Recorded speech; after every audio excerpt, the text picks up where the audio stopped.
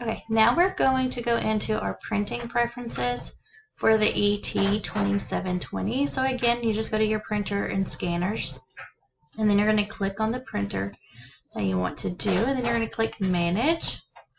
And then for Manage, we're going to go to Printing Preferences, and this is the screen that's going to pop up, or it should pop up. So the first thing you want to do is make sure your document size is correct. We're just going to do 8.5 by 11. Your paper type, we use plain paper. You can change it to one of these other ones. It's just going to really vary on how it prints.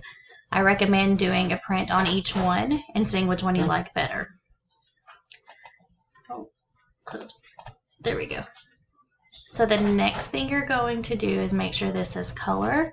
Where it says quality, click this. We go down here to more settings and pull that all the way over to the right, and then click OK. And then you're going to go up to more options, turn off your high speed, and click mirror image. And this is going to turn it backwards for you automatically whenever you print, so you don't have to do that in whatever design program you're using.